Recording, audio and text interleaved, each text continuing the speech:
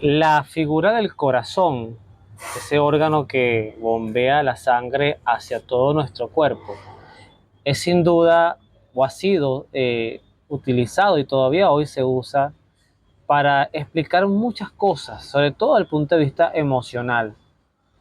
El mismo Jesús no pocas veces refiere al corazón e inclusive en el Antiguo Testamento vemos frases como les cambiaré un corazón de piedra por un corazón de carne. Entonces se llegó a pensar en algún momento que inclusive en el corazón es donde guarecía, se hospedaba el alma.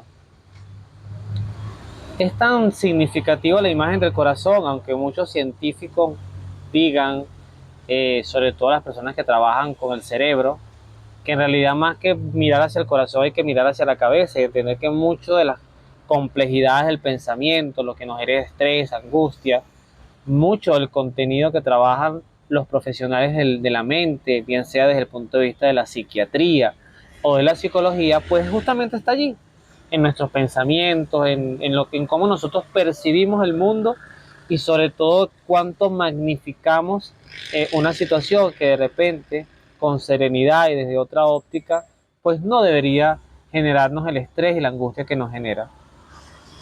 En este otro episodio, en este nuevo episodio de Refugio para el Alma, serie original de nuestra red, de nuestra plataforma de TikTok, Abrazando Nuestra Fe, que también aparecerá en el canal de YouTube Abrazando Nuestra Fe, hoy quiero referirme a otro extracto del libro de Proverbios, capítulo 14, en ese capítulo, en ese versículo 10, que dice, el corazón conoce su propia pena y su alegría nadie podrá compartirla.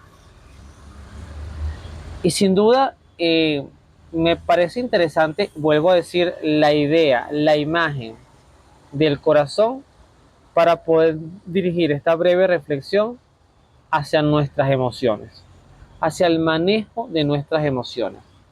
En estos días veía justamente por TikTok o una, si no fue TikTok fue Instagram, pero fue una de estas dos redes sociales.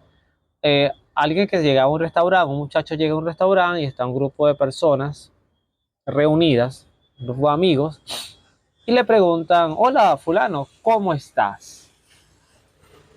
Y a eso hay una pregunta directa, rápida, que además hace cero complicaciones, no me tengo que estar deteniendo a dar detalles. La respuesta corta es, estoy bien, gracias a Dios. ¿Y ustedes? Y ya, se acabó el tema. Estoy bien, estoy bien. Y la reflexión era, qué tanto de verdad o qué contiene realmente un estoy bien? Y él justamente cuando hacen la pregunta, en el video queda genial, hay como una pausa, todo queda congelado y él empieza a hablar. En realidad me siento triste, siento que nada me sale bien, siento que mi familia se está diluyendo, no empatizo con nadie, me he perdido las ganas de vivir, bla, bla, bla, y luego al final pues, retoma el video y dice estoy bien. Quizás una de las invitaciones más importantes que nosotros nos podemos hacer en la vida, además de conocer a Dios, y conocer el propósito de nuestra propia existencia, es dedicarnos tiempo a nosotros mismos y aprender a interiorizar quiénes somos. Es muy peligroso quedarnos con la construcción de nuestra propia identidad solamente basado en cómo nos ven otras personas, porque además eso tiene muchas aristas. Yo sé que hay personas, y además de eso yo tendré que rendirle cuentas a Dios también. Hay personas a las cuales yo les debo caer no mal, muy mal. Y hay personas inclusive que pueden haber sentido o sentirán todavía que yo les he hecho mucho daño. Eso porque esas personas han conocido de mí una situación puntual, una coyuntura de mi vida donde posiblemente mi manera de reaccionar, de ejercer, de vivir, pues no fue la más representativa de quien yo soy. O también porque solamente pudieron conocer de mí quizás un área profesional, laboral, pero no la integridad de mi ser. Otras personas, por su parte, podrían de repente conocer este lado de mí, el lado que me gusta hablar mucho de Dios, de reflexiones. No me considero coaching, ese no es mi papel. Mi papel está más centrado en el que creo firmemente en que todos los bautizados tenemos una labor, una función y además una deuda con nuestro Salvador, aunque no nos la esté cobrando, de predicar y de evangelizar la palabra de Dios, pero además en un contexto no catequético. Aquí no se trata de dar una catequesis, que es muy importante también conocer de historia, conocer la Biblia, conocer los catecismos. En el canal de YouTube yo tengo espacios para eso, pero esta serie es profundizar un poco en nuestra identidad. Entonces nuestra identidad no se puede centrar y nuestra autoestima no se puede alimentar solamente de lo que los demás piensen de nosotros.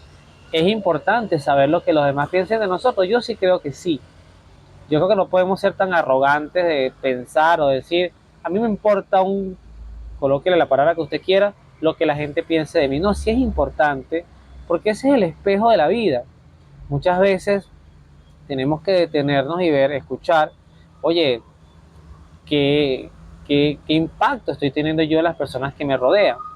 Hay un pasaje del libro, si no me equivoco, del libro de Reyes, donde aparece, debe ser el primer libro de Reyes después de la muerte de Salomón. Aparece el hijo de Salomón llamado Roboam, que tiene un episodio donde se le acerca un grupo de personas a pedirle una situación particular con el tema de los tributos, y él escucha primero los consejeros de su papá, que eran unas personas mayores, y luego se le ocurre escuchar a sus amigos con los que él había crecido, estos niños mimados con los que habían crecido, que lo habían tenido todo, y él decide adoptar la decisión de estos amigos de él, que eran contemporáneos a él, y la decisión final fue catastrófica.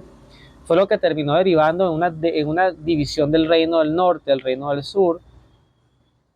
Aparece una figura histórica llamada Jeroboam, que es el que va a conquistar el reino del norte, etcétera. Pero lo que les quiero decir es que a veces hay que escuchar y hay que también decir, detenerme, oye, yo puedo sentir que yo soy demasiado bueno en mi trabajo, demasiado buena persona, pero en realidad no lo estoy siendo. Y la realidad es que ahí sí el termómetro que mide eso es mi entorno. Entonces, es importante medir lo que dice este texto, a lo que nos invita a pensar. Primero, conocer cuáles son nuestras penas, cuáles son nuestras heridas, nuestras cargas que nos están llevando, que estamos llevando día a día, porque también a veces hay que aprender a soltar. De repente estamos arrastrando una herida de hace 20 años, de hace 15 años, de hace 10 años o del año pasado, que ya no tiene sentido cargar. Y para poder determinarla, detectarla, diagnosticarla nosotros mismos, tenemos que penetrar justamente a lo más profundo de nuestro ser, de esa invitación excelente que no solo lo hacía ella, pero que Santa Teresa hablaba, ese camino interior en ese gran castillo que eran las moradas, hasta llegar justamente al encuentro con Dios. Y también las alegrías no se comparten, las alegrías se invitan a vivir. Por ejemplo, es lo que pasa, y con esto cierro, con la experiencia de Dios.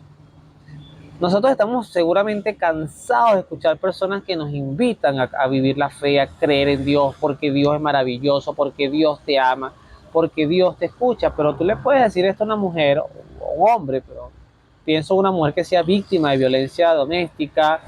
Le puedes decir esto a unos padres que tengan unos hijos eh, metidos en vicios terribles, vicios que no siempre son farmacéuticos o de químicos o de drogas, sino que también pueden ser vicios sexuales, por ejemplo.